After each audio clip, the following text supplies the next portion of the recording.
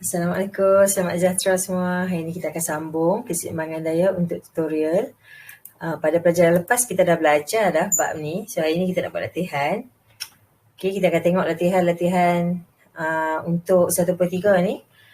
Kita mulakan dengan soalan objektif. Okay. Soalan nombor 1, daya akan berada dalam keseimbangan daya dalam semua situasi di bawah kecuali. Okay, kita revise sikit. Yang dimaksudkan dengan keseimbangan daya ni ada dua perkara. Yang pertama adalah apabila objek tersebut pegun atau kalau ia bergerak dengan laju yang malar. So kita perhatikan setiap satu. Kereta turun bukit dengan laju seragam. Okey, dia termasuk dalam seimbang. Sebiji lampu tergantung pegun. Tergantung pegun maksudnya diam-diam lah. Tak putus lampu tu tergantung. So perkataan pegun di situ menunjukkan objek berada dalam keseimbangan. Buah mangga jatuh. So bila buah mangga jatuh maksudnya dia sedang memecut ke bawah. Okey, dengan satu pecutan iaitu 9.81 ms-2. Dan yang terakhir, sebuah kapal terapung pegun di laut juga adalah dalam keadaan seimbang. Jadi jawapannya adalah C. Okey, nombor 2. Rajah manakah menunjukkan keseimbangan daya? Okey, maknanya yang mana objek tersebut tak pecut lah, tidak memecut. Okey, kalau kita pecut maksudnya ada daya. Okey, kalau daya paduannya adalah kosong, maksudnya rajah tu ada keseimbangan. Tapi kalau wujudnya daya, maksudnya tak seimbang. Bila wujudnya daya paduan, bila ada daya paduan, maksudnya boleh adanya pecutan. So datang mana pecutan ni? Pecutan ni datang apabila ada daya. So bila F sama dengan kosong, maka A pun sama dengan kosong. So kita tengok setiap satu kes, 100 Newton ke sebelah kanan. Okay, yang ni sebelah kiri. Okay, so saling menghapus antara satu sama lain, menghasilkan F sama dengan kosong. Yang ni pula sebelah kanan 100.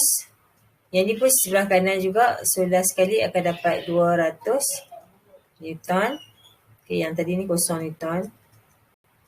Yang ketiga, walaupun lelaki duduk sebelah kanan, perempuan tu pun sebelah kanan, dua-dua sekali menghasilkan daya ke kanan. So kalau 100 Newton, 100 Newton, so akan dapat 200 Newton. Okay, kalau jawapan kita positif, maksudnya objek tersebut bergerak ke sebelah kanan. Kes yang terakhir, 100 Newton sebelah kiri, tolak 100 Newton, maka akan dapat negatif 200 Newton. Semua B, C dan D ni ada nilai bagi daya paduan, maka yang ni semua akan wujudkan pecutan. Okay? Pecutan maksudnya laju dia tak malar. Jadi jawapan dia yang seimbang A sahaja. Okay, sekarang kita masuk ke soalan struktur. Macam tu je soalan untuk keseimbangan daya. Soalan dia mudah. Untuk yang ada pengiraan pun ada juga, tapi jarang naik dekat bahagian objektif. Dia lebih kepada bahagian esei. So ini adalah soalan struktur. Kita tengok contoh. 2 orang budak lelaki sedang tolak kotak yang besar. Selepas beberapa ketika, kotak itu masih berada dalam keadaan pegun. Kes yang kedua pula, okay, kat sini kita highlight perkataan pegun. Okay, kes yang kedua, kapal terbang bergerak dengan hal laju seragam. Okay, awak highlight perkataan hal laju seragam. Ketinggian tetap, maksudnya tak naik, tak turun lah.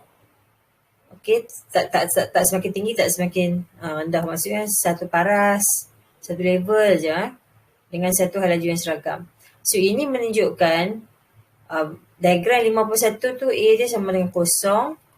Begitu juga dengan 5.2 ni pun menunjukkan yang A dia sama dengan kosong. Maksudnya tak ada pecutan. Okay, berdasarkan kesamaan tentang magnitude dan arah bagi daya-daya F1 dan F2. Okay, apa yang kita nak kena buat adalah kita nak nyatakan kesamaan. Kesamaan. Maksudnya kalau dari segi magnitude. Okay. Magnitude bagi F1 dengan F2 ni adalah sama. Sebab apa kita kata F1 dengan F2 adalah sama? Sebab dia kata sedang menolak kotak yang besar tapi masih pegun. Maksudnya tak ada langsung pergerakan lah. Tak ada pergerakan. Jadi bila dia pegun maksudnya magnitude-nya adalah sama. Dan arahnya pula mestilah bertentangan supaya ia boleh menghapus antara satu sama lain. Katakanlah yang lelaki F1 ni dia bagikan nilainya 100 Newton. Yang F2 ni pun 100 Newton tapi ke arah yang berbeza. Jadi apabila arahnya bertentangan, maka nilai magnitud akan saling menghapus, menghasilkan daya paduan sama dengan kosong. Same case dengan kapal terbang.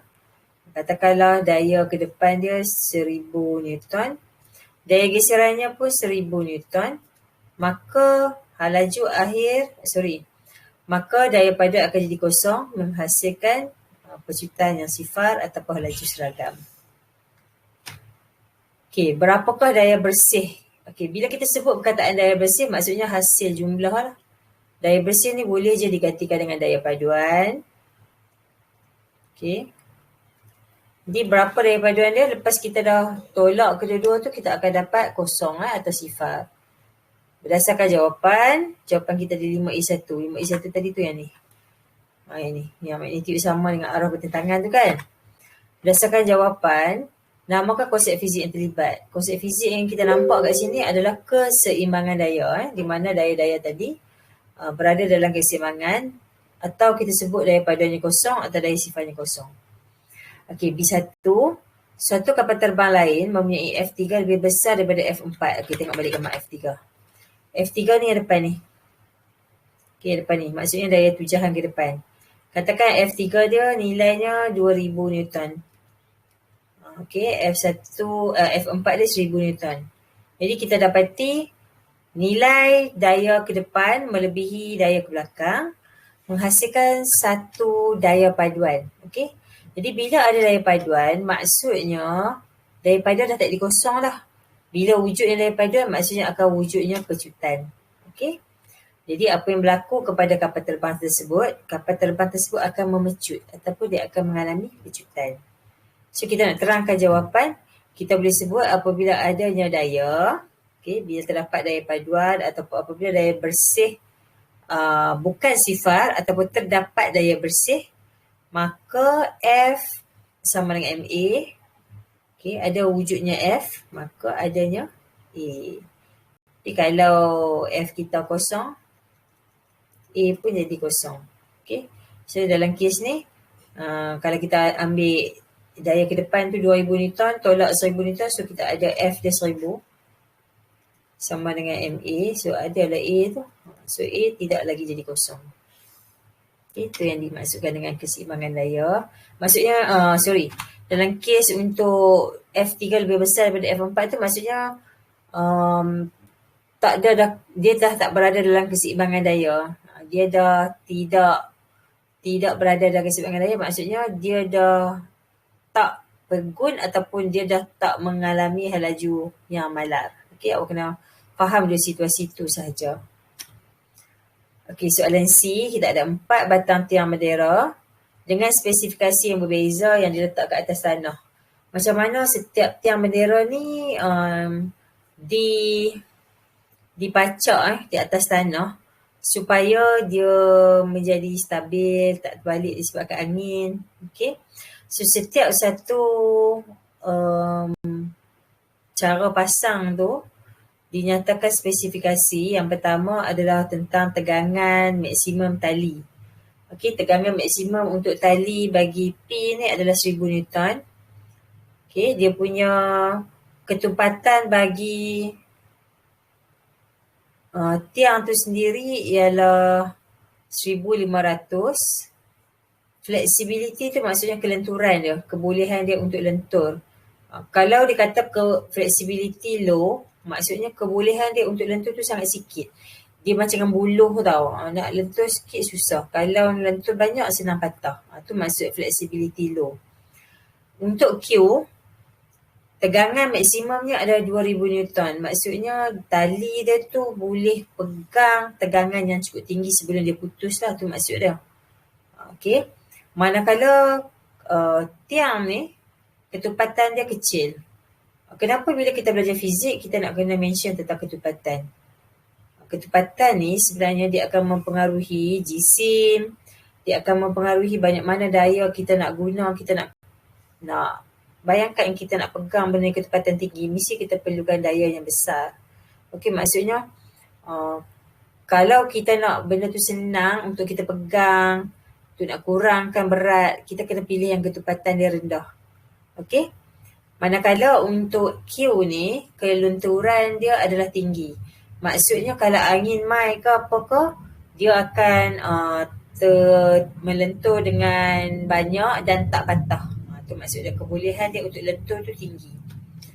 Untuk R, tegangan maksimum tali 1000 Newton, ketepatan dia 900 dan keboleh lenturan dia adalah tinggi. Dan yang terakhir S, tegangannya adalah 2000 Newton tapi density dia, ketepatan dia sangat tinggi dan kebolehan dia untuk lentur adalah rendah. So, sebenarnya untuk bendera ni kita nak pilih yang tegangan maksimum dia rendah ke tinggi. Jadi ada 4 perkara yang kita nak bincangkan. Yang pertama adalah ketepatan, yang kedua keterlenturan, the flexibility, ketegangan maksimum tali dan ketinggian tali yang diikat pada tiang. Kalau kita perhatikan kat sini, tali yang tinggi ni, kita nampak tali yang tinggi, dia tak tinggi, ada juga yang rendah. Tapi dari segi dia punya jarak tu sama lah. Jarak dia sama, cuma sama ada tinggi ataupun rendah macam tu. Okay. Jadi kat mana markah yang 10 tu? Untuk nak jawab soalan macam ni, cikgu ingat pelajar fizik memang dah cukup maklum lah. Mungkin cikgu awak dah nyatakan kalau naik soalan macam ni, selalunya kita akan jawab dalam bentuk jadual. Okay? Kita jawab dalam bentuk jadual. Untuk keempat-empat aspek yang diminta ni, kita hanya akan diberikan 8 markah sahaja. Okay? Markah untuk kita nak pilih ketepatan yang tepat. Kemudian markah untuk dapatkan kenapa kita pilih ketepatan tu, ciri apa yang kita pilih. Okay, lepas tu kelenturan, semua ni ada 8 markah je. Ciri dan sebab. So kat mana lagi 2 markah? Lagi 2 markah tu adalah bila awak buat pilihan. Okay. Selagi kita tak buat pilihan, markah ke-9 kita tak dapat lagi.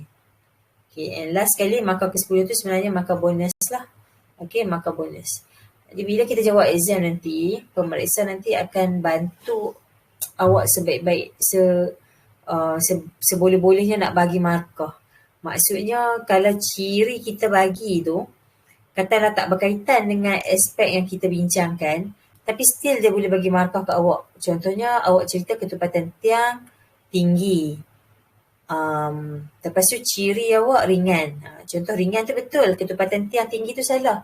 Walaupun ciri yang awak pilih tu salah, tapi sebab kepada ciri yang awak pilih tadi tu betul, maka awak still dapat 1 markah.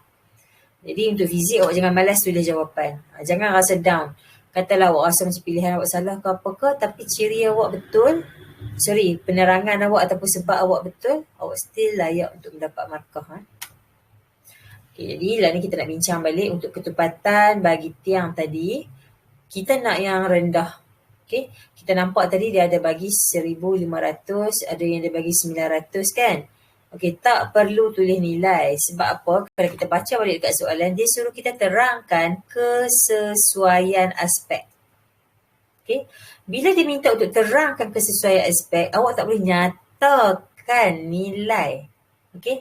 Kalau awak nyatakan nilai, maksudnya awak tak menjawab soalan. Okay, awak tak buat, awak tak nak tengok dia punya kesesuaian tu. Awak hanya nak tahu number je. Dia seolah-olah macam kalau kita buat pilihan tu, kita nak spesifik benda tu saja. Contohlah kan, mak awak tanya, ni, cik ni dah habis dah mengaji, nak kahwin tak? Mak nak cari calon. Berkenan yang macam mana? Awak mesti akan sebut yang segak, pandai masak, macam tu. Tak ada lah awak sebut, cik nak yang tinggi dia mesti 160 cm. Berat dia, jisim dia mesti 60 kg. Kita tak sebut macam tu, kita akan sebut nak yang tinggi, nak yang tak berapa besar, nak yang slim. Kita sebut macam tu. So bila kita tak sebut, kita tak spesifikkan number, maksudnya kita nak dia punya ciri saja. Kita nak ciri apa? Okay, kalau 160 ni apa? Kita sebut dia sebagai tinggi. Tapi dalam fizik kita tak boleh kata tinggi lah. Kita kata ketinggian besar. Macam tu. Okay, yang ni pula 60 kg ni katalah ringan kan. So kita kata dia adalah jisim kecil. Contoh. mak ada 5 calon. Seorang tu dia rendah tapi kurus. Yang seorang lagi tinggi, kurus. So awak nak mana banyak pilihan lah contoh. So kalau dalam fizik, kita tak boleh sebut nilai. Okay? Kita tak sebut nilai. Sebab apa? Kalau katalah yang kita berkenal tu 60 kilogram, tiba-tiba dia jadi 59. Tak berkenal dah lah kat dia. Sebab kita nak ciri, kita bukan nak nilai sebenarnya. Okay? Tu dia punya basic kepada kita nak sebut tinggi ke rendah je sebenarnya. Okay, so kalau kat sini, ketepatan 1500 dengan ketepatan 900. So kita boleh bandingkan. Yang bagus ni yang 900 kita tahu, tapi kita tak boleh sebut 900. Kita sebut dia ketepatan rendah. Okay, ketepatan rendah. Sebab apa ketepatan rendah? Kita tengok balik formula ketepatan. Unit ketepatan. 150 kgm negatif 3. Yang ni pula 900 kgm negatif 3. Apa maksud dia? Maksud dia yang besar ni, yang 1500 tu, setiap 1 meter padu, jisimnya adalah 1500 kilogram. Okay? 1 meter padu. Seketui logam tu, 1 meter padu, 1 meter panjang, 1 meter lebar, 1 meter tinggi, jisim dia 1500. Manakala yang ketepatan rendah tu, setiap 1 meter padu tu 900 kilogram saja. Jadi ini menunjukkan yang 900 kilogram tu lebih ringan. So jawapan kita akan sebut, saya pilih yang pol ketepatan rendah sebab dia ringan. Okay. Yang kedua, dia bukan kata kekenyalan, kita guna perkataan yang dia bagi. Perkataan yang dia bagi kat sini ialah keterlenturan. Okay, so kita guna perkataan keterlenturan. Kita tak guna kekenyalan lah. Kita guna keterlenturan. Okay, keterlenturan tinggi atau rendah memang kita boleh terus ambil daripada soalan sebab soalan tak ada nilai. Dia ada tinggi rendah. Tinggi rendah tak apa sebab tinggi rendah tu boleh awak ambil terus. Okay. Kenapa yang kita pilih keterlenturan dia tinggi? Sebab dia susah patah. Dia boleh melentur tanpa patah. Okay. Walaupun ada banyak daya tapi dia still tak patah. Awak sebut perkataan-perkataan yang melibatkan dia tu kuat lah. Dia tak patah. Okay. Ketegangan maksimum tali adalah tinggi. Kalau sebut ketegangan maksimum saja tak boleh salah. Kena ikut soalan. Soalan kata ketegangan maksimum tali. Okay, kita pun tulis balik. Ketegangan maksimum tali tinggi. Okay. Ketegangan maksimum tali tinggi. Kenapa kita kata tinggi? Sebab kita compare antara 1000 Newton dengan 2000 Newton. Yang 2000 Newton tu lagi baik lah. Sebab katakanlah kita punya bendera ni sengit sangat, angin tolak kuat kan. Jadi ada bahagian tali yang sangat tegang lah. Tapi dia masih tak putus. Sebab dia ada kekuatan dia.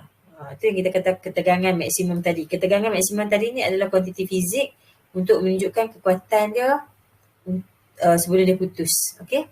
Jadi kalau kita pilih yang ketegangan maksimum tinggi, dia tidak mudah putus, daya dia tinggi atau kuat. Okay, ada pelajar tanya cikgu, boleh ke jawab ni ciri, ni sebab. Cikgu boleh ke nak senaraikan sebab tu banyak? Boleh, tak ada masalah. Asalkan sebab yang awak pilih tu tidak bertentangan antara satu sama lain. Contohnya kalau kita kata susah patah kan. Yang kedua kita kata boleh melentur tanpa patah. Tiba-tiba yang ketiga ni. Okay, ni yang pertama. Yang kedua. Yang ketiga tiba-tiba awak kata senang putus. Dah nampak kontradik dengan perkataan patah, putus. Patah dan putus tu satu susah patah, satu senang putus. Maksud dia kontradik lah. Dia satu tu bagus, satu lagi tak bagus kan. So dia automatik markah bahagian ni terus salah. Okay.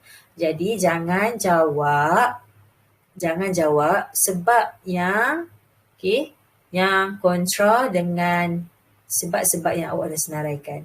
Nak letak banyak boleh, tak ada masalah sebab nanti pemeriksaan akan pilih je mana-mana jawapan yang betul. Okay, kalau dia ambil perkataan susah patah dah dapat markah, yang belakang tak tengok dah lah. Boleh letak dua sebab mungkin depan ni salah, belakang dia boleh pilih betul. Okay. Tegangan maksimum tinggi pula tak mudah putus, dapat menampung daya yang tinggi, dia kuat. So, awak boleh guna perkataan-perkataan ni. Yang tak bolehnya, awak kalau guna perkataan macam ni. Tahan. Sebab orang Kedah, Anak nombor kat cikgu sendiri, perkataan tahan tu sendiri untuk orang Kedah adalah benda tu sangat kuat. Tahan ni benda ni.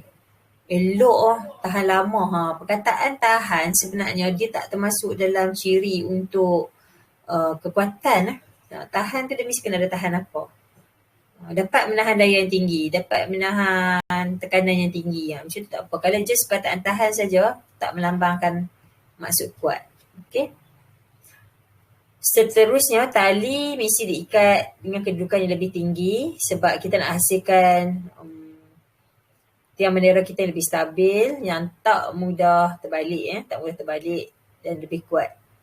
So, yang mana yang kita pilih tadi, jadi awak pilihlah yang paling sesuai sekali dengan ciri yang awak sentuh tadi. Yang pertama, ketegangan tinggi. Yang kedua tadi, ketepatan. Yang ketiga, kelenturan. Dan yang keempat adalah ketinggian. Okay. Jadi awak sebut perkataan ni. Saya pilih Q kerana awak boleh senaraikan balik. Okay. So awak layak untuk dapat bonus sekiranya awak ada ciri dan ciri dan reason yang betul. Ciri dan reason yang betul tu akan memberi ciri atau reason yang betul akan bantu awak untuk dapat markah bonus markah nombor 10. Okay. Macam itulah cara nak jawab SPM. Jadi kalau nak jawab dalam point form tak ada masalah. Nak jawab point form. Nak jawab 1, 2, 3 ke ABC ke tak ada masalah. Tak mau jawab dalam bentuk jadual pun tak ada masalah. Buatlah ayat. Okay.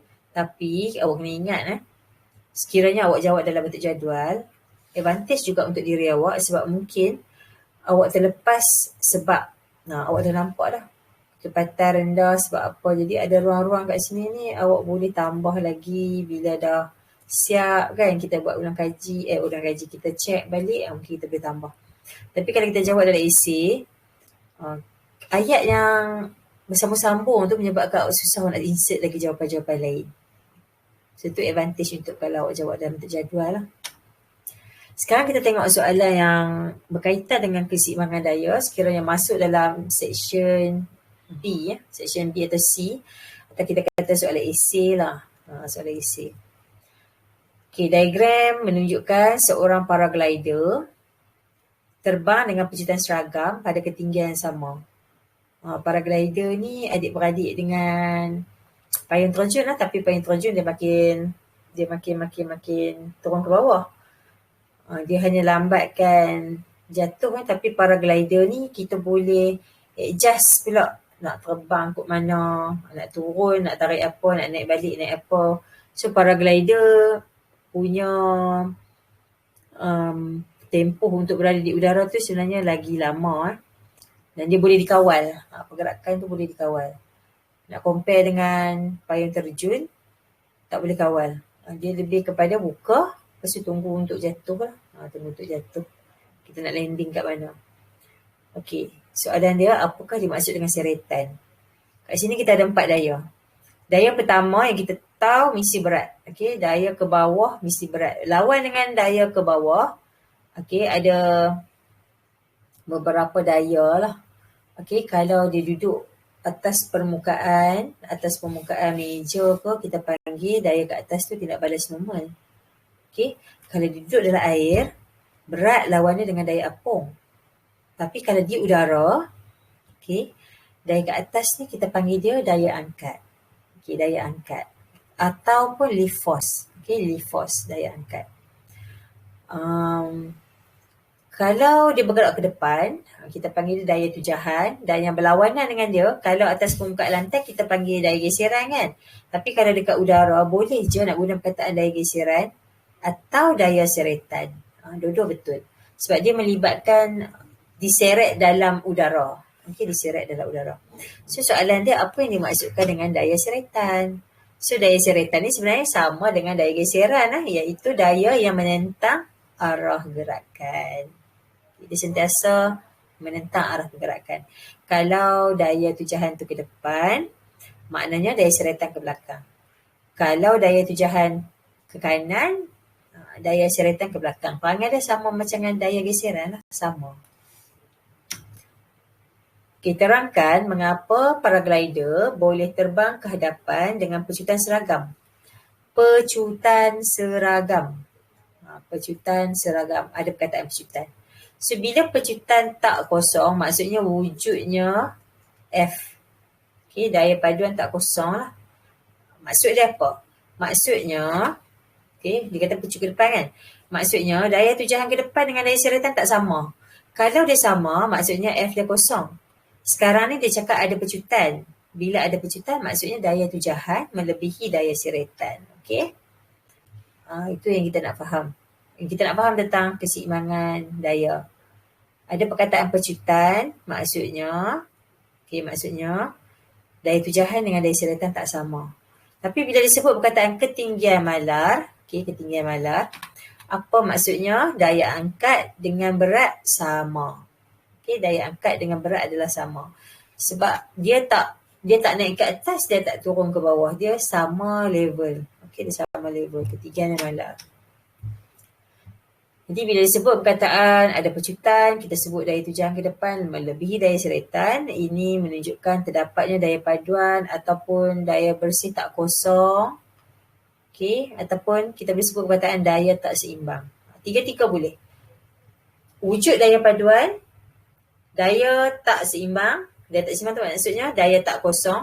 Ataupun daya bersih bukan kosong. Ataupun wujudnya daya bersih. Boleh macam tu. Ada daya bersih. Kataan daya bersih pun kita boleh guna lah, atau dalam bahasa Inggeris tu net force. Yang kita cerita yang atas ni hanya untuk menunjukkan pergerakan ke depan. Yang menunjukkan ada pecutan tadi. Tapi untuk yang ketinggian malar ni, kita cerita tentang berat dan daya angkatnya adalah sama. Jadi ini menunjukkan untuk ke atas dan ke bawah ni daya bersihnya adalah sifar. Atau kita sebut juga daya seimbang. 4 markah ni selalunya pelajar hanya skor 1 atau 2 markah. Tapi kalau dia faham konsep, cikgu dah terang secara lambat-lambat daripada minggu-minggu lepas, cikgu rasa untuk 4 markah ni, awak rasa boleh dapat 4 markah. Boleh dapat markah. Asalkan awak faham apa yang dimaksudkan dengan keseimbangan daya tu. Soalan B. Rajah 11.2 menunjukkan lampu isyarat berjisim 15 kg. Dia digantung di hadapan sebuah terowong. Ni nak tunjuk dekat pemandu pula. Dekat kereta api lah. Boleh masuk ke tak boleh masuk kan. Lampu isyarat hijau merah mungkin kat depan tempat pertukaran lane. Jadi lampu isyarat ni digantung pada satu kabel. Dia guna kabel, lepas kat tengah-tengah tu macam tergantung. Macam tu dia nampak 2 kabel lah kat sini. So ada 2 kabel. Kabel 1, kabel 2, depan terowong. Awak dikendaki untuk mengkaji ciri-ciri dan sudut yang sesuai. Kat sini dia ada bagi 4 ciri yang perlu kita kaji. Yang pertama adalah sudut. Yang kedua, tegangan maksimum. Perkataan tegangan maksimum ni adalah quantity visit. Awak kena guna perkataan ni. Yang kedua adalah bahan kabel. Yang ketiga adalah bahan kabel. Dan yang keempat adalah kadar pengoksidaan. Untuk sudut ni, awak mesti buktikan guna pengiraan. Kalau kita guna pengiraan, kita boleh tengok tegangan dia berapa yang didapat tu. Untuk tegangan maksimum, tadi kita sebut lagi tinggi tegangan maksimumnya lagi bagus sebab dia susah nak putus, dia kuat. Material kabel. Kalau kita pilih besi masih boleh ataupun besi masih berupaya untuk karat. So kita boleh pilih keluli. Kadar pengoksidaan, kita tak mahu yang kadar pengoksidaan rendah. Kalau kadar pengoksidaan tinggi, maksudnya dia senang berkarat. Kalau kadar pengoksidaan rendah, maksudnya dia lambat berkarat ataupun susah nak berkarat. So, kita pilih yang lambat berkarat. Sudut yang sesuai. Kita nak guna sudut yang kecil kat sini ke sudut yang besar? Nak guna sudut 30 ke nak guna sudut 60? Kalau sini 60, sini 30. Kalau sini 30, sini 60. So, kita nak pilih sudut yang mana? Yang ni ke ni? Kalau kita pilih yang sebelah kiri ni, maksudnya kita pilih Q ataupun R. Okey. Kalau kita pilih yang sebelah kanan ni, maksudnya kita pilih P ataupun S. Cikgu bagi contoh lah. Sudut yang kat sini 30, sini 60. Okey.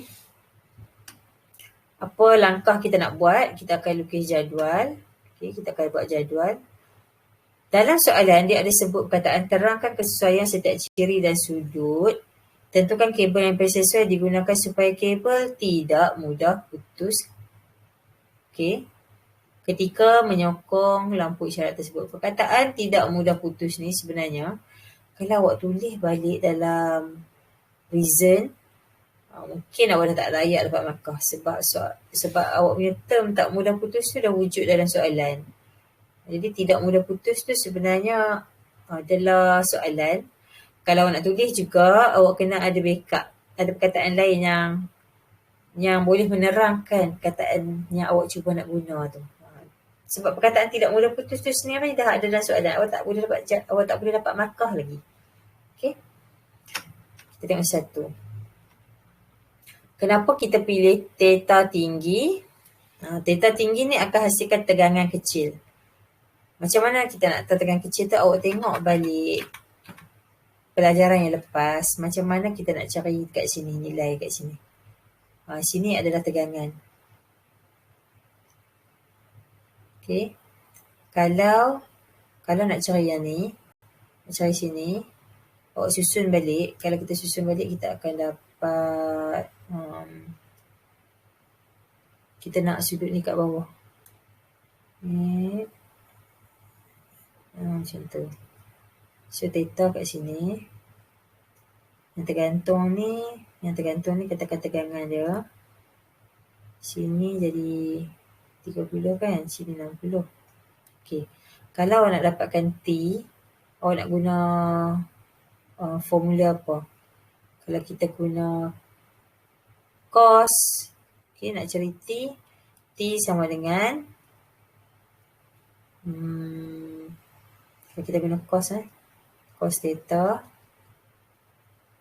sebelah ni, yang ni panjang ni. Katakanlah katakan ni S bahagi dengan T. So T sama dengan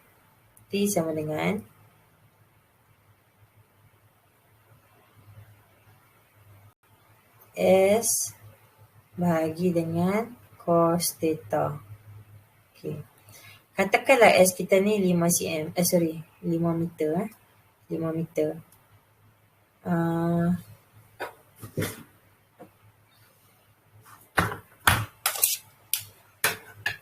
So 5 bahagi dengan cos 60, kita akan dapat 10 Newton. Okey, kalaulah kita guna sudut yang bawah ni, ini cikgu dah terbalik cikgu dah lukiskan balik yang ni kat sini 30. Sini kita nak cari tegangan. Kita masih guna formula tu, T sama dengan S bahagi dengan cos theta.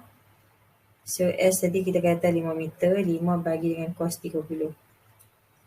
5 bahagi cos 30, awak akan dapat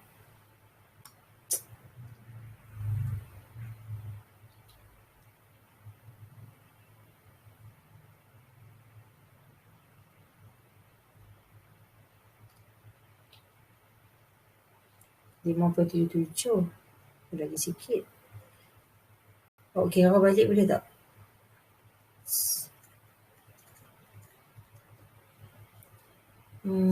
Dia cakap kalau sudut tinggi, kau cikgu tertukar ni.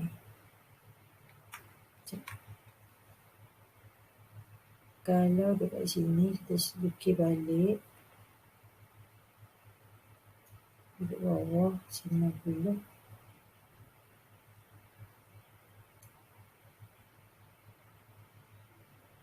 S sama dengan T sama dengan S.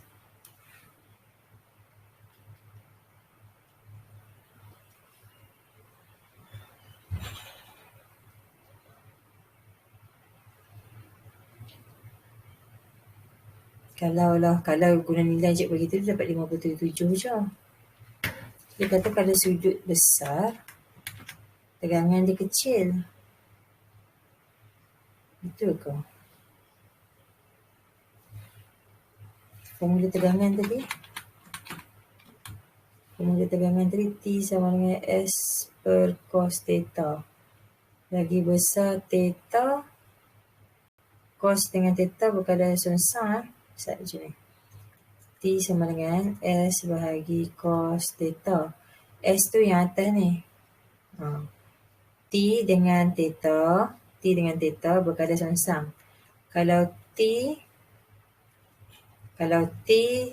theta tinggi, T akan jadi rendah. Itu maksud dia.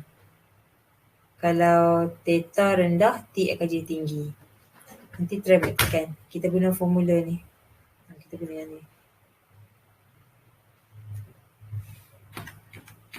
Sebab tu dia kata kalau theta tinggi, tegangan dia kecil.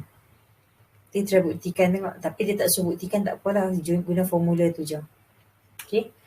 Yang lain-lain tu sama macam tadi, kecuali perkataan untuk yang ni betul dah. Tegangan maksimum tali. Okay, yang ni adalah kuantiti fizik. Lepas tu letak tinggi. Atas ni kita letaklah ciri-ciri sini sebab nampaklah sikit apa benda sebelah kiri daripada sebelah kanan kan. Okay, untuk keluli, kenapa kita guna keluli? Sebab keluli tu dia kuat, dia tidak berkarat dan tahan lama.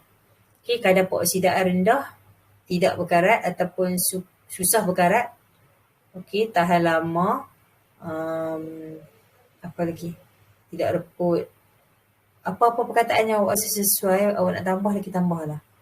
Jadi lepas tu kita buat pemilihan. Yang kita pilih sekarang adalah R. Sebab apa? Kita senaraikan balik dia punya ciri-ciri. Okey. Soalan C ya, soalan terakhir sebelum kita nak masuk bab kekenyalan. Okey. C ni dia bagi kat kita sebuah lori tersangkut dalam lumpur dan sedang ditarik oleh 2 buah kenderaan pacuan 4 roda. Okey. 2 buah pacuan 4 roda tu kena tarik macam ni lah. Dia tak boleh lah rapat-rapat. Dia mestilah jauh antara satu sama lain. Okey. Tapi dia still nak kalau boleh lagi kecil sudut dia lagi bagus lah, sebab dia akan hasilkan lagi banyak daya paduan. Kalau lagi jauh dia duduk, dia punya daya paduan dia akan semakin berkurang. Kalau lagi rapat, maksudnya macam ada 2 kereta tarik. Kan kita belajar kalau dua-dua tarik pada arah yang sama, dia tambah kan. Tapi ini sengit sikit, jadi dia akan kurangkan daya paduan. Lagi besar dia punya sudut, maknanya daya paduan dia akan jadi semakin kurang, semakin kecil. Okay, hitung daya tarikan bersih untuk menggerakkan lori tersebut ke hadapan. Okay. Daya tarikan bersih ni kita boleh lukis balik. Okay, kita boleh lukis balik, kita buat segi 4, segi 4 selari ya, untuk menunjukkan daya paduan. Okay, daya tarikan bersih. Okay, 30 sebab dia sebut tadi 3000 Newton. So 3000 Newton ni katakan awak wakilkan 1000 Newton dengan 10 cm. Kat sini dia bagi 1 cm sama dengan 500 Newton. Jadi kalau 3000 Newton, kena lukis 6 cm. Okay. So buat 6 cm, yang ni kita panggil dia kaedah apa? Parallelogram. Segi 4 selari. Parallelogram. Okay. Sudut atas ni 30, ni bawah pun 30. Okay, letak apa? Pembaris sebelah sini dengan protractor, cari sudut 30 juga. Okay. Kita lukis 6 cm juga kat sini. Okay, sini pun 6 cm. Kemudian bila kita buat garisan kat tengah-tengah ni yang sambung daripada sudut asalan ni sampai ke hujung ni, tak panjang yang kita dapat kat sini kita kena ambil balik dan darab dengan 500 Newton. So kat sini kita dapat 10.4 cm. Yang ni kena buat tau. Jadi 10.4 cm tu sebenarnya mewakili jumlah daya sebanyak 5,200 Newton. Okey, habis. So, kita sambung dengan 1.4. 1.4.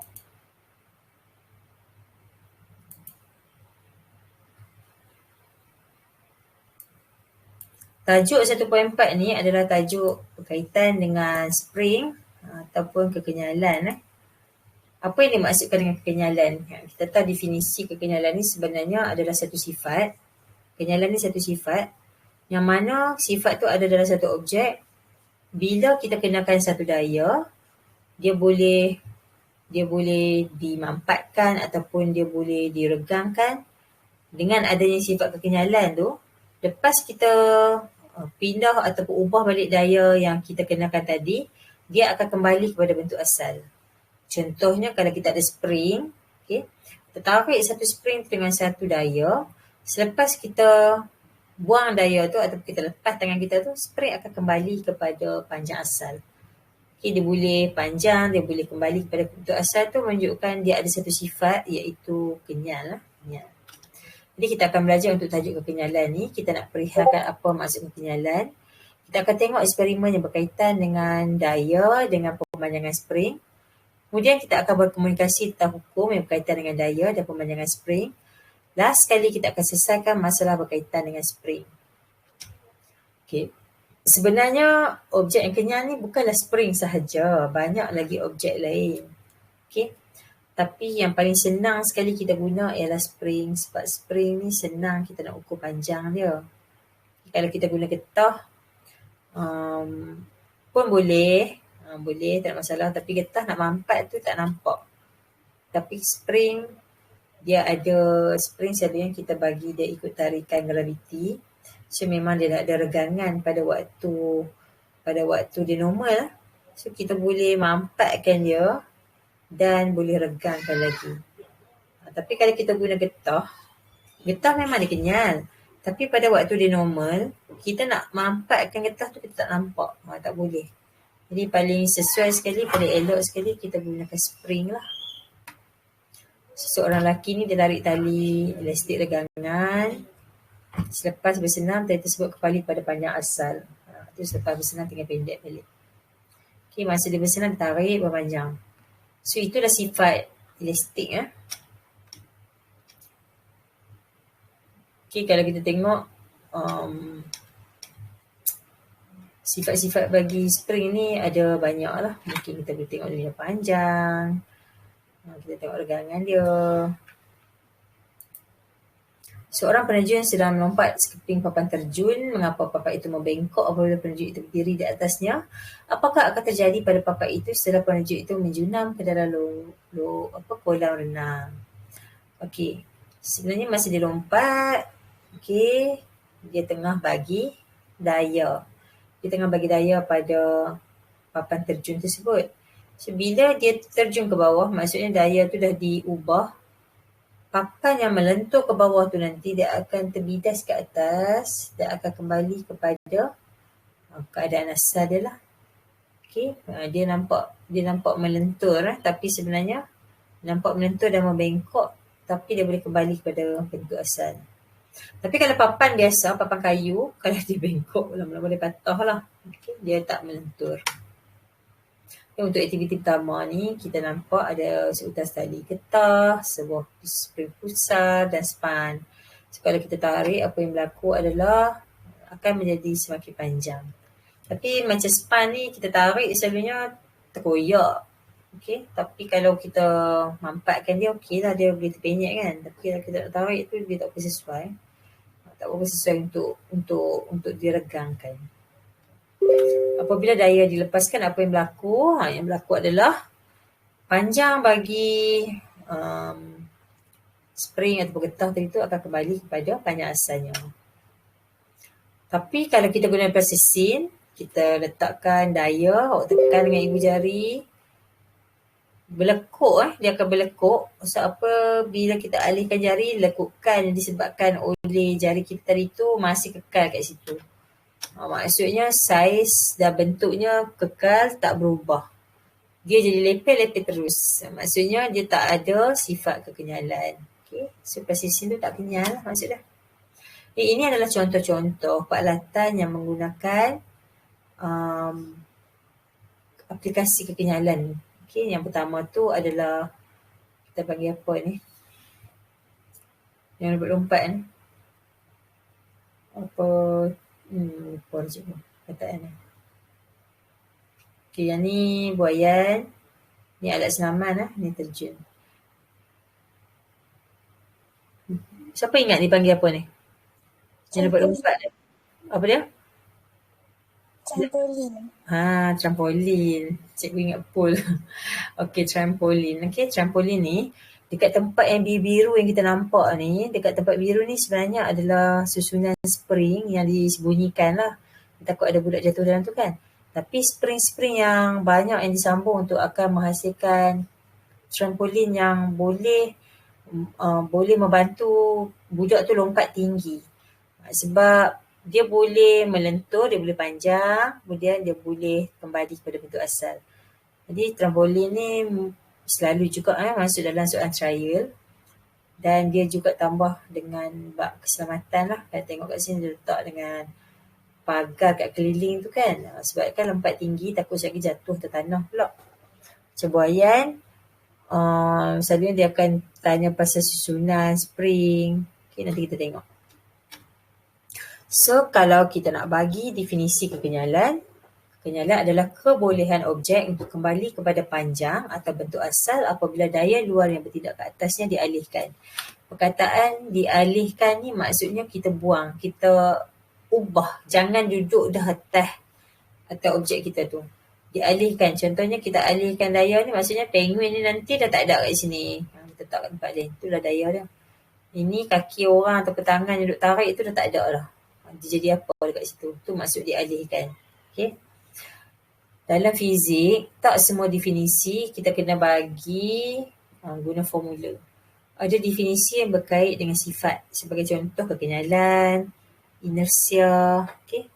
Inersia kan sifat satu objek untuk kekal dalam keadaan asal. Kalau kekenyalan ni, kebolehan objek tu nak patah balik kepada bentuk asal ataupun panjang asal dia selepas kita pindahkan daya yang bertindak ke atasnya. Okay, jom kita tengok eksperimen yang berkaitan dengan kekenyalan spring. Okay, perkataan kekenyalan spring ni memang dia menunjukkan sifat.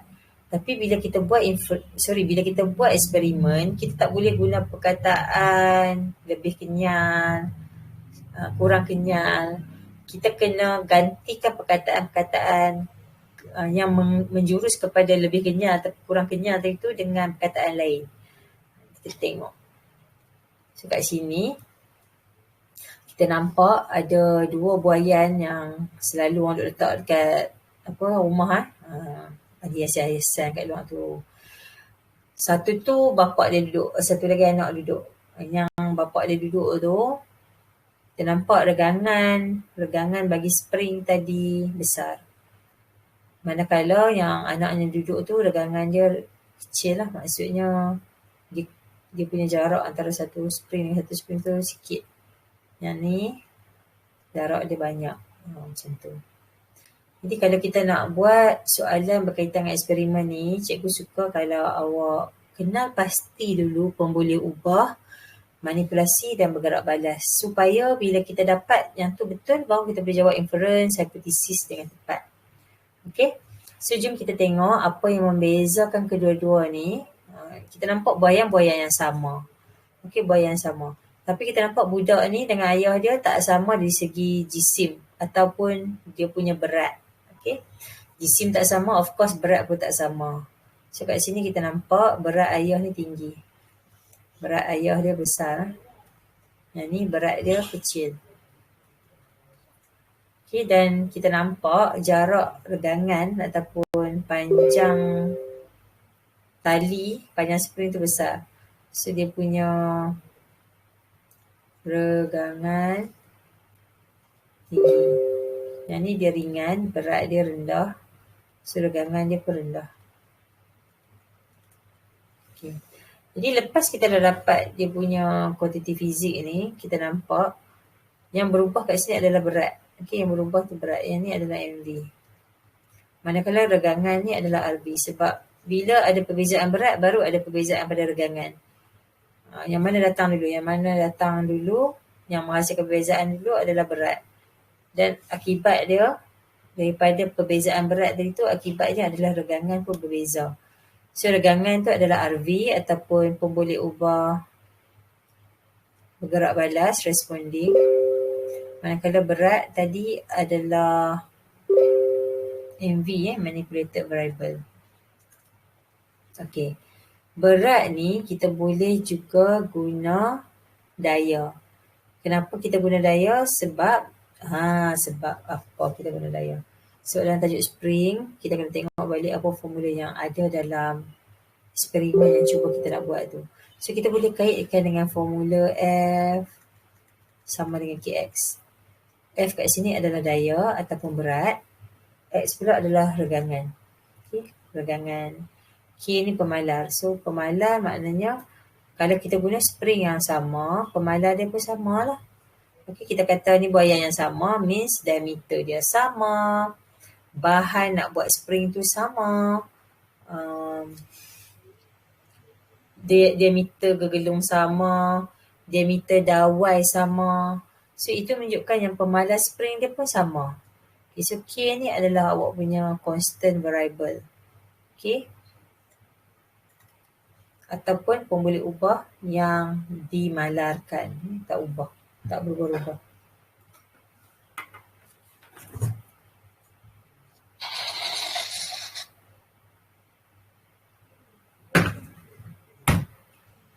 Okay. Sekarang bila kita letak pun boleh ubah bergerak balas dengan manipulasi, baru kita pergi ke inference. Inference ni ayat dia, kita mesti sebut MV mempengaruhi RV. Okay. So daya mempengaruhi regangan spring. Kalau tak mahu sebut macam tu, awak boleh sebut RV dipengaruhi MV. Ataupun kita kata regangan spring dipengaruhi oleh daya. Okey, hipotesis. Tadi bila kita tengok ayah tu, bila berat dia bertambah, regangan dia pun bertambah. Di hipotesis ni kita mesti sebut semakin meningkat MV, semakin meningkat RV. Meningkat ataupun berkurang tu, pairing dia tu menunjukkan berkaitan langsung ataupun berkaitan songsang, bergantung kepada situasi soalan yang kita dapat. So dalam kes ni berat dia besar, regangan pun tinggi, so kita guna kes ni lah. Kita guna pairing yang ni. Tapi kalau dia berkaitan songsang, contohnya jisim bertambah, pecutan berkurang. So kita kata semakin bertambah MV, semakin berkurang RV. Semakin bertambah jisim, semakin berkurang pecutan. Tengok awak punya situasi. Tak semua berkaitan langsung. Ada yang berkaitan langsung, ada yang berkaitan songsang. Kalau dia berkaitan langsung, awak boleh sebut dua-dua semakin bertambah. Tapi kalau berkaitan songsang, awak boleh sebut satu bertambah, satu berkurang. So untuk kes ni, untuk kes pakcik yang berat dia besar dan regangan dia tinggi, hipotesisnya adalah semakin bertambah daya, semakin bertambah regangan atau pemanjangan spring. X tu boleh guna perkataan regangan ataupun boleh juga guna pemanjangan. Okay.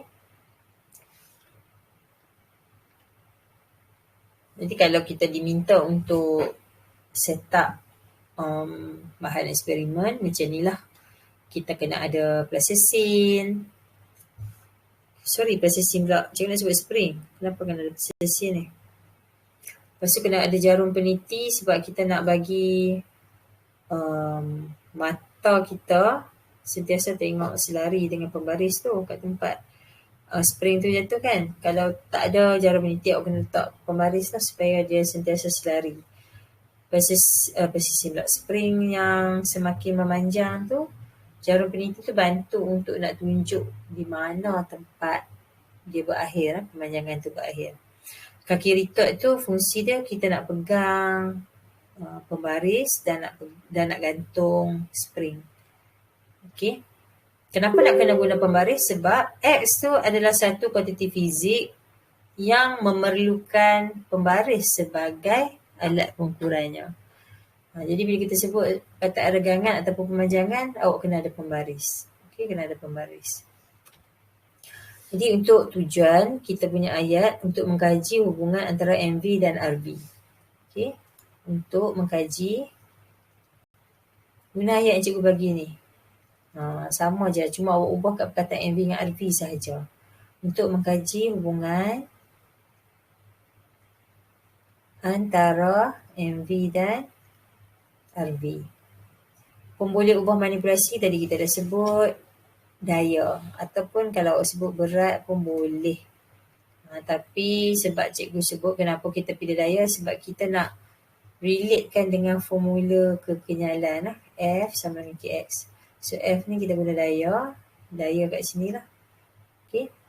Pun boleh ubah bergerak balas pula ni X. Atau bahasa panjang dia, regangan spring ataupun pemanjangan spring. Okay. Regangan spring atau pemanjangan spring. Kena guna perkataan yang menunjukkan kuantiti fizik. Jangan tulis spring saja. Pun boleh ubah bergerak balas spring. Pun boleh ubah dimalarkan spring. Ialah spring punya apa? Sifat apa yang kita nak kaji tu. Selagi awak tak tulis kuantiti fizik dia, awak just tulis spring saja, salah. Okey, awak kena sebut perkataan regangan spring. Manakala pun boleh ubah yang dimalarkan, tadi cikgu ada sebut perkataan pemalar kan. K itu sendiri adalah pemalar, di mana pemalar tu dia boleh diwakili oleh diameter spring ataupun banyak lagi yang cikgu senaraikan kat sini. Diameter spring ataupun diameter lilitan. Apa beza diameter spring dengan diameter lilitan sekejap? Diameter dawai, diameter lilitan spring. Ini diameter dawai spring.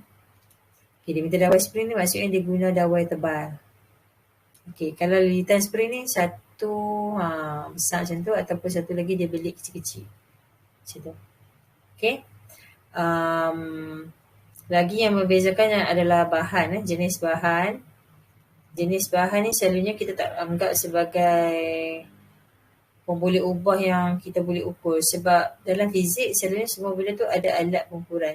Kalau jenis bahan ni dia dah masuk ke kimia, kita boleh letak dia sebagai maklumat sajalah. Tapi nak jadikan dia pun boleh ubah manipulasi ataupun bergerak balas tu jarang-jarang lah kita guna dalam fizik. Sebab dalam fizik ni pun boleh ubah manipulasi, bergerak balas dia mesti benda yang boleh diukur guna pembaris ke, guna alat-alat pengukuran. Okay, kalau jenis bahan tu jarang digunakan sebagai MV atau RV. Okay. Seterusnya adalah kita nak tengok, okay, kita nak tengok jadual. Dalam jadual ni kita ada kolom untuk jisim, kita letakkan unit di kilogram. Kolom untuk daya, macam mana kita nak hasilkan nilai daya, ambil nilai jisim tadi darat dengan kekuatan medan graviti iaitu 9.81.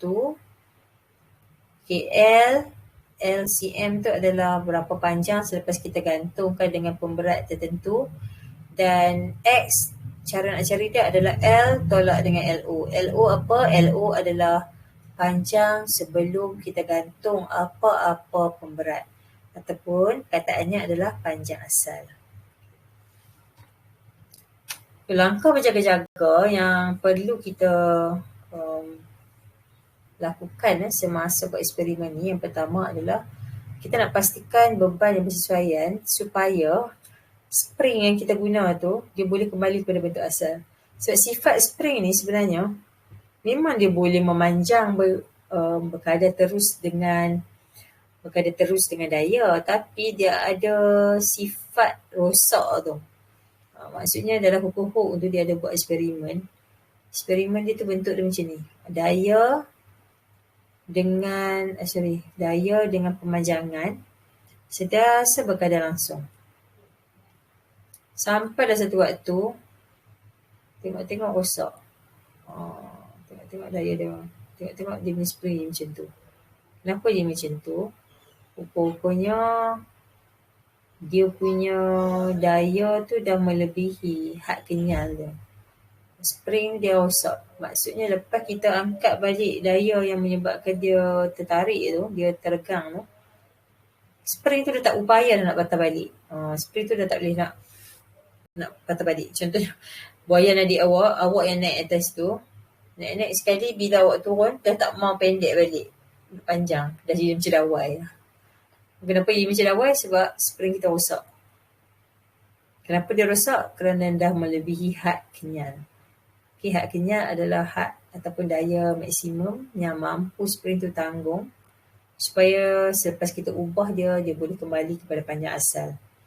Jadi langkah jaga-jaga yang perlu kita buat, yang pertama kita kena make sure beban tu layak tak, sesuai tak dengan spring yang kita guna tu. Ataupun beban yang kita guna tu menyebabkan spring kita rosak. Tak boleh lah. Okay. Ada lagi langkah jaga-jaga yang lain yang mungkin awak boleh hafal. Pastikan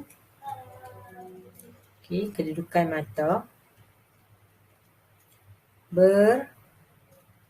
berserenjang. Berserenjang maksudnya macam ni lah.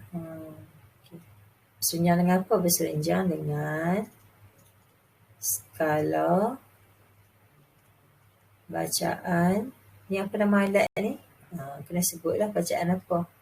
Okay, kalau lepas ni kita gunakan termometer, sebutlah skala bacaan termometer. Yang ni skala bacaan pembaris. Okay, supaya apa? Pastikan mata bersenyum dengan skala bacaan pembaris untuk mengelakkan ralat paraleks. Okay, ralat paraleks ni adalah ralat yang disebabkan kita ambil bacaan tu pada satu sudut yang salah. Dia akan menyebabkan ada pengaruh yang kita nampak dulu. Contohnya kalau mata kita kat sini kan, kita nak tengok kat situ, mungkin kita ternampak yang bawah ni. Jadi kalau kita ternampak yang bawah ni, nilai yang kita dapat tu dah salah lah. Itu yang kita panggil dia ralat paraleks. So ralat paraleks ni kita boleh atasi dengan cara kita ambil bacaan tersebut betul-betul pada garisan yang berserenjang. Okay, secara berserenjang. Serenjang tu maksudnya face to face. Contohnya face to face. Jangan ada pembaris duduk sana, kita duduk kat sini, kita duduk pandang macam tu. Kita kena berdepan betul-betul dengan dia. So, ini adalah data yang kita boleh dapat daripada eksperimen daya dan regangan. So, di sini kita boleh cari kecerunan, dan kecerunan tu mestilah kita cari berserta dengan unit. Macam mana kita nak cari kecerunan? Ingat ada 3 langkah utama. Yang pertama, kita mesti lukis segitiga yang paling besar. Okay. Yang kedua, kita masukkan nilai di dalam formula kecerunan. Y2 tolak Y1 bahagi dengan X2 tolak X1, di mana selepas kita gantikan nilai, kita gantikan nilai koordinat. Koordinat apa yang kita pilih? Contohnya awak pilih koordinat ni dengan koordinat ni. Okey. Sini kita labelkan dia sebagai 0, 0 ataupun koordinat tu mewakili X1, Y1. Kemudian satu lagi kat sini. 0.03 dengan 3. Dia mewakili X2, Y2. Okey.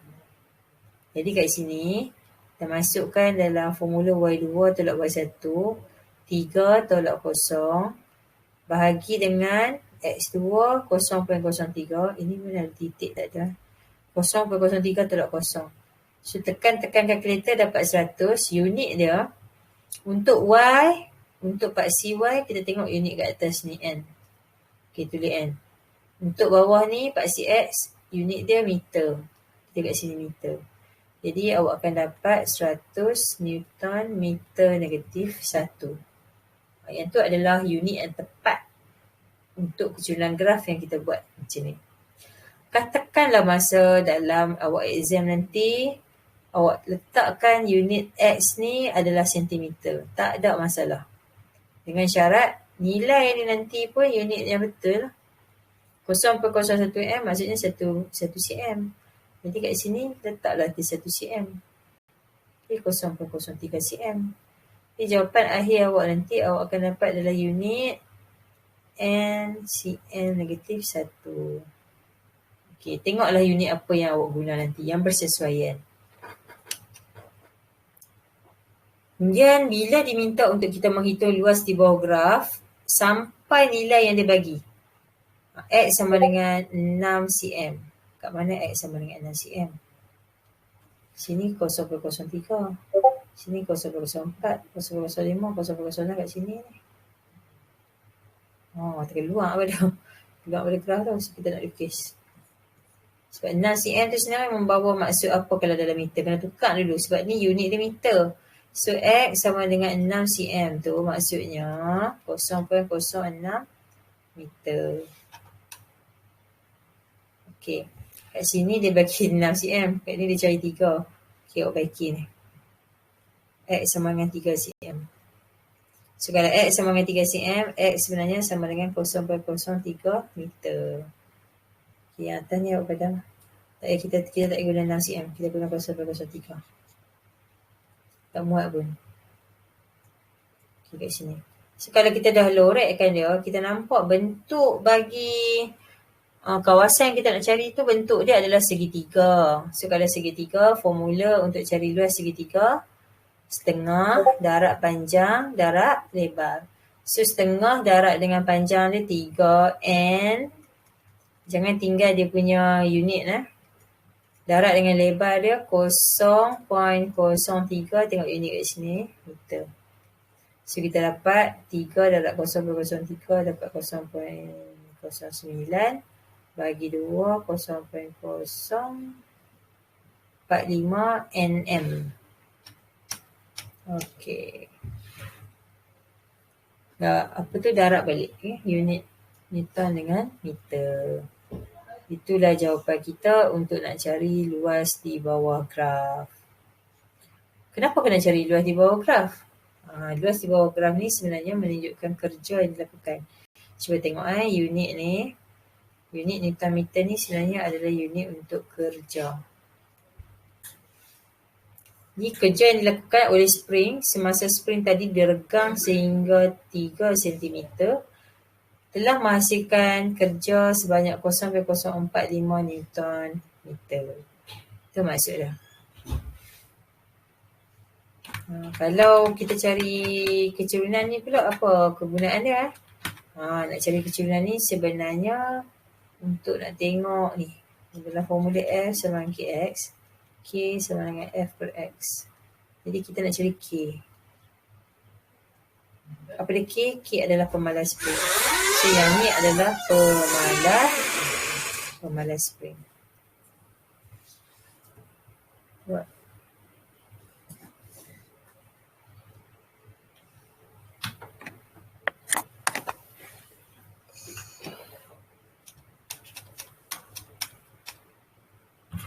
Unit lain untuk kerja. Tadi kita tulis Newton meter tu kita dapat direct daripada pengiraan NM kan. So unit lain untuk kerja ni nama special dia 0.045 joule. Nama dia JOULE tu sebut dia joule ataupun J saja. So daripada graf dia tanya awak hubungan antara daya F dan pemanjangan spring. Jadi kita nampak sekarang ni apabila F bertambah, X bertambah ataupun apabila X bertambah, F bertambah. Dan kita nampak dia bermula dengan apa ni? Asalan. Bermula daripada asalan. So kosong lah. Jadi hubungannya adalah berkadar langsung. So kita sebut daya berkadar terus ataupun berkadar langsung dengan regangan spring. Kalau eksperimen ni tiba-tiba lah. Nanti masa exam kita dapat bentuk macam ni. Mana letak kan? Awak dapat macam tu.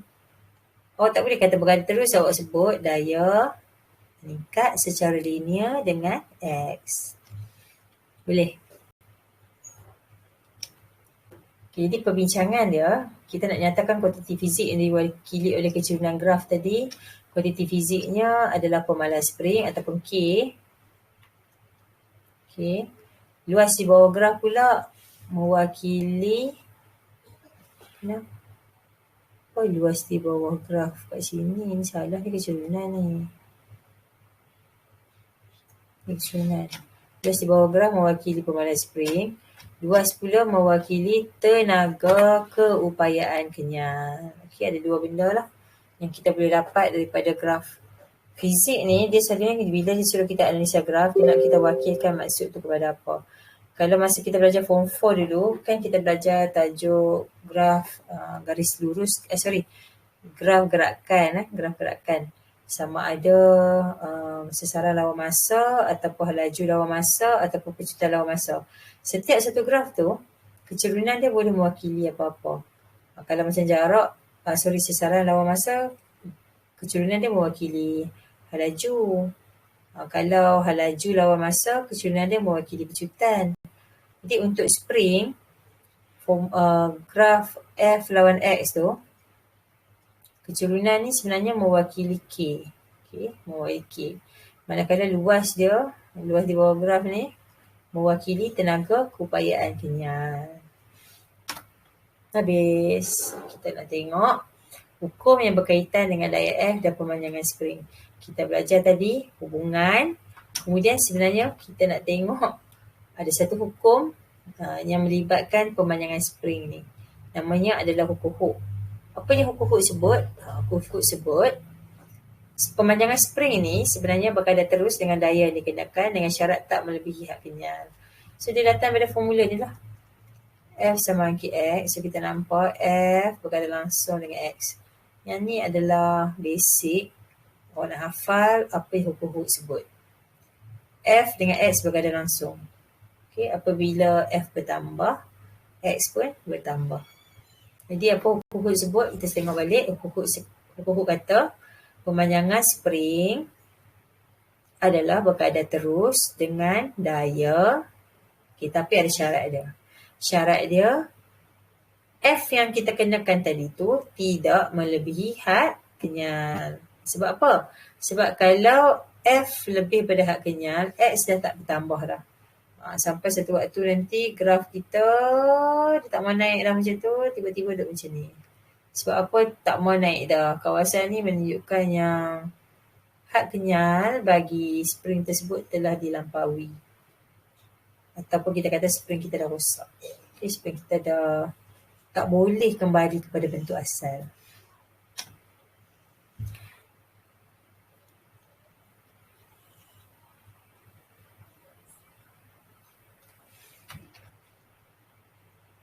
Okay, kita nampak bila kita gantung dengan satu pemberat, legangan pun bertambah.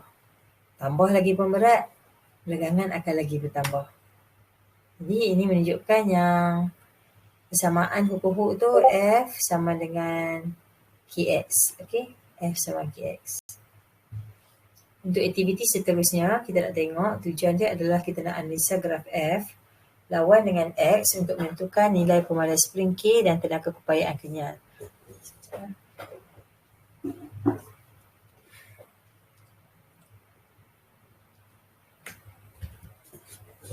Menyatakan definisi tenaga keupayaan kenyal. Tenaga keupayaan kenyal ni adalah tenaga yang dimiliki oleh semua bahan kenyal. Bukan oleh spring saja. Oleh getah, oleh span, oleh papan anjal, asalkan dia boleh kembali kepada bentuk asal dia tu. So tenaga yang dihasilkan oleh semua bahan yang kenyal tadi tu, kita panggil dia tenaga keupayaan kenyal. Okay, kita nak definisikan pemalas spring. Pemalas spring tu definisinya adalah daya yang diperlukan untuk meregangkan satu unit pemanjangan spring. Kita tengok balik formula dia. F sama dengan KX. So K sama dengan F per X. Ini adalah definisi dia sebenarnya. Definisi bagi pemalas spring. So pemalas spring adalah daya yang diperlukan untuk meregangkan satu unit pemanjangan spring. Kita sebut satu unit sebab F dengan X tu dalam unit SI. So F tu Newton, X tu meter. So Newton meter negatif 1 lah unit dah. Jadi kita definisikan dia sebagai satu daya yang diperlukan untuk meregangkan satu unit pemanjangan spring. Okey, had kenyal pula. Hak kenyal ni hak yang last sekali sebelum spring kita rosak. Okay, elastic limit ni adalah hak kenyal. So hak kenyal ni kalau kita tengok ni adalah daya maksimum, daya yang last sekali. Dia adalah satu daya maksimum yang boleh dikenakan pada spring supaya spring itu kembali ke banyak asal apabila daya itu dialihkan. Itulah daya maksimum dia. Kalau lebih pada daya maksimum tu, kemungkinan besar spring kita tak akan kembali kepada panjang asal. Ataupun dia dah berhenti daripada meregang. Dia dah tak boleh meregang. Tambah lagi, lala spring kita dah tak ada spring dah. Ni spring lembut spring yang nipis tu, sekali awak gantung sampai dia boleh terik macam tu, lah kali jadi dawai. Okay, dia dawai. Sebab dia punya hak kenyal awak dah lebih. Gantung dengan benda yang sangat berat sampai spring dah tak mampu untuk kembali kepada bentuk asal. Itu yang kita panggil daya maksimum ataupun hak kenyal.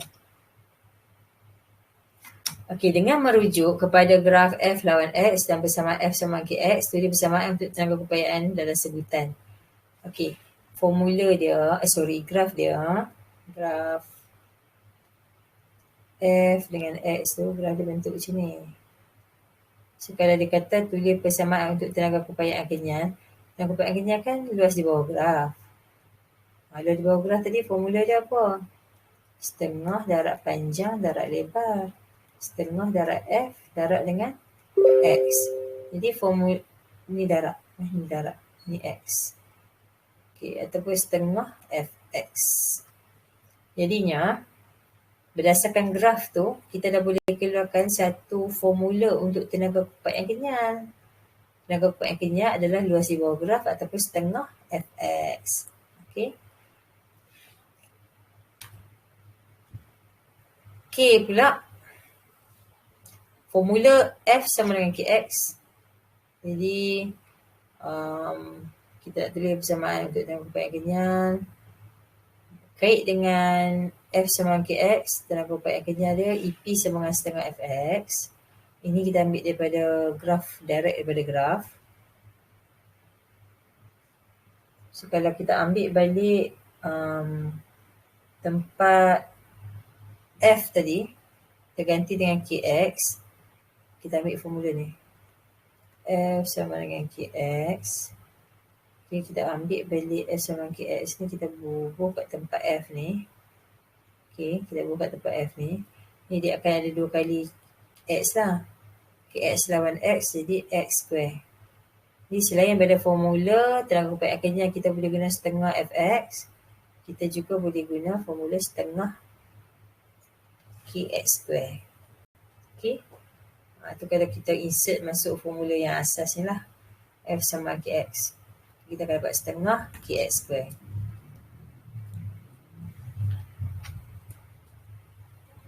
Ini adalah 2 bentuk graf untuk 2 jenis spring yang berbeza. Spring pertama, kita kenakan daya tinggi tapi dia punya regangan dia rendah je. Nampak ni. Daya dia banyak.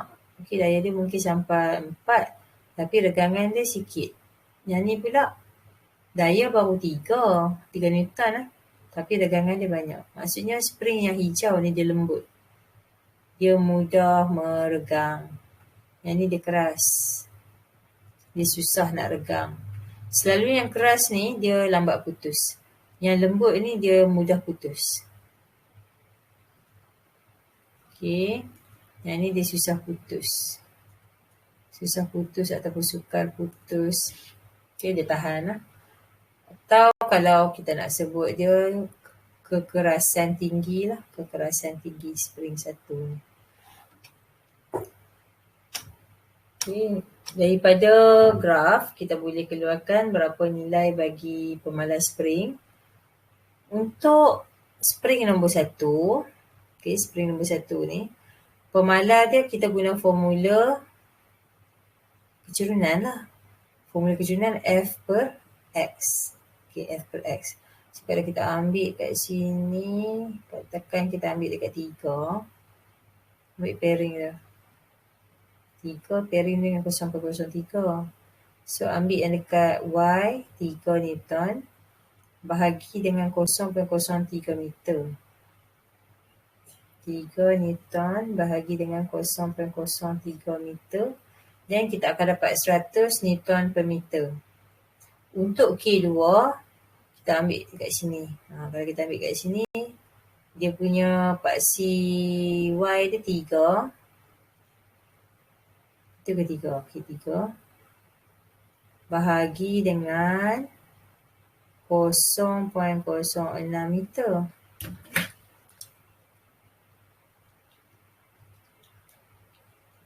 Maka kita akan dapat 50. Nilai pemalas spring yang besar menunjukkan yang spring tadi lebih keras. Manakala nilai pemalas spring yang rendah, ni 50 je 50 Newton meter negatif 1, yang atas tu 100 Newton meter negatif 1. Apa maksud dia? Yang 100 Newton meter negatif 1 ni maksudnya spring tu perlukan 100 Newton supaya dia boleh meregang sebanyak 1 meter. Berbanding dengan spring nombor 2, dia hanya memerlukan 50 Newton saja untuk dia nak meregang sebanyak 1 meter. Maksudnya apa? Maksudnya spring 1 tu, dia sangat keras. Dia lebih keras. Dia perlukan daya yang banyak baru dia boleh berubah. Kalau macam manusia ni, takat-takat mak dia boleh tiak tu tak jalan lagi. Mak ambil hanger, tibai ke, ambil tali pinggang, tibai ke, baru boleh jalan. Baru nak regang. Tapi untuk yang B ni, mak baru boleh tiak sikit lah. Bangunlah. Kurang. Okey. Dia lembut. Yang atas tadi keras. Perlukan daya yang cukup besar untuk dia nak regang. Yang spring 2 tu perlukan daya yang sedikit saja untuk dia regang. Itu maksud dia. Jadi kita boleh klasifikasikan spring 1 sebagai spring keras, spring 2 spring lembut. Okey. Pemalas spring tinggi, yang keras tu pemalas spring dia tinggi, yang lembut tu pemalas spring dia rendah.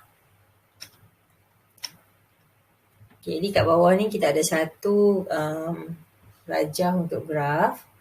Graf F lawan X untuk spring A dan spring B. Okey, kat sini kita nampak dah kalau kita tak kira pun tadi kita tengok yang soalan tu kan. Kalau daya dia tinggi, dia regang banyak yang sama. Yang ni pula daya dia sikit, dia regang dengan panjang yang sama. Maksudnya spring A ni keras. Spring B lembut. Okey, jom jawab soalan. Dia suruh kita kira K dulu. Kita cari pemalas spring. Pemalas spring untuk A 200 guna formula Y per X. Sebab apa cikgu guna formula Y per X? Nak cari K guna F sama dengan KX. So K sama dengan F per X. So F ni sebenarnya diwakili oleh paksi Y. X diwakili oleh paksi X. Sebab tu cikgu kata ambil yang dekat paksi Y ni bagi dengan paksi X. Atau kita kata dia nak cari kecerunan. Okey, untuk pemalas spring B, kita kira kecerunan dia kita dapat 100 Newton per meter. Dia terbukti seperti cikgu sebut tadi, kalau pemalas dia besar, maksudnya dia lebih keras. Cikgu tengok kecerunan je selalunya. Kalau kecerunan dia tinggi, maksudnya dia keras. Kalau kecerunan dia rendah, ni lebih landai kan? Maksudnya spring tadi lebih lembut. Okey. So kalau kita nak cari tenaga keupayaan kenyal bila X sama dengan 10, kita tengok 10 kat mana? Sini. Kita lorek dah. Untuk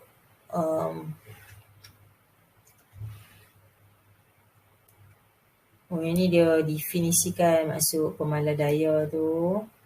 Kalau 200 Newton per meter maksudnya 200 Newton daya diperlukan untuk nak regangkan spring sebanyak 1 meter. Untuk B diperlukan 100 Newton daya sahaja untuk nak regangkan spring sebanyak 1 meter. Kira tenaga keupayaan kenyal bila X sama dengan 10. Awak boleh guna formula atau kalau nak ambil kat sini pun tak ada masalah. Okey. Kalau nak ambil kat sini, Awak kira kat area sini. Aku buat yang kenyal dah. Setengah. Ni formula lah. Jarak panjang. Panjang dia 10 Newton. Jarak dengan lebar dia pun 10 cm. So, kita dapat 100 bagi 2, 50 Newton cm. Okay. 50. Bila X sama dengan 10. Betul X sama dengan 10. Dia cakap tak? Untuk spring mana? Ni untuk spring B yang cikgu cari ni. Kalau cikgu nak cari untuk spring A, cikgu tukar colour pen dulu. Okay, untuk spring B, yang ni spring B yang cikgu cari tadi. Kalau untuk spring A atas ni, keseluruhan ni. Cikgu akan ambil setengah.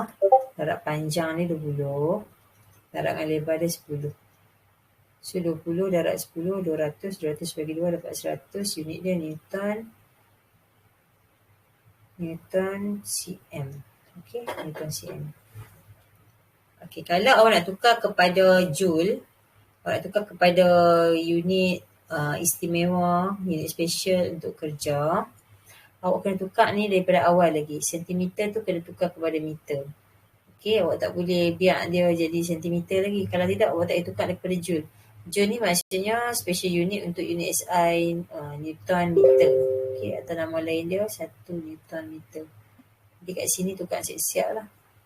Okay, kalau tak mau buat cara cikgu, awak juga boleh guna formula setengah kx square. Okay, jika setiap spring diregang dengan daya 10 Newton, apakah pemanjangan spring? So, pemanjangan spring kita boleh guna formula X sama dengan F per K. Okay, basic formula tu F sama dengan KX. So, X sama dengan F per K. Yang ni bagi X apabila daya sama dengan 10 Newton. Kalau A, 10 Newton kat sini lah. Okay, tengok kat sini. Satu lagi lajak kat sini. Okay, ni untuk spring A. Untuk spring B 10 Newton. Jika setiap spring diregang dengan daya 10 Newton, apakah pemanjangan spring? Jadi kalau cikgu tak mau kira, ambil terus daripada graf pun boleh. Nampaklah 5 cm. Manakala untuk spring B pula 10 cm. Ada yang suka guna terus formula, boleh, tak ada masalah. X sama dengan F per K. Okay lah. Jadi ini menunjukkan yang spring A lebih keras dan spring B lebih lembut. Jadi spring B ni sesuai untuk kalau kita nak regangkan dengan tenaga yang kecil. Kalau kita nak regangkan untuk tenaga yang besar, contohnya kita nak guna untuk alat senaman ke apa-apa, tak sesuai lah. Nanti dia cepat putus, okay, ataupun dia cepat rosak. Okay. Untuk aktiviti 3, kita akan sambung pada pelajaran akan datang. So, siapa yang belum print untuk 1.4, tolong berbuat demikian. Pada pelajaran akan datang, cikgu akan habiskan kekenyalan. Kemudian, cikgu akan bagi satu soalan kuis yang merangkumi daripada 1.1 sampai 1.4. Okay. Siapa yang dapat markah kuis tu paling tinggi, cikgu akan bagi hadiah dekat dia. Okay, kita jumpa lagi minggu depan. Kalau ada sebarang soalan, boleh PM cikgu. Terima kasih kepada yang tanya soalan. Ada yang PM, ada yang tanya soalan. Okay, ada yang tak mau tanya, nak tunggu kawan tanya saja pun boleh, tak ada masalah. Kalau tengok balik video ni ada bahagian yang tak faham, awak boleh nyatakan minit keberapa tu. InsyaAllah cikgu akan balas balik. Okay, cikgu akan sebut balik, cikgu ulas.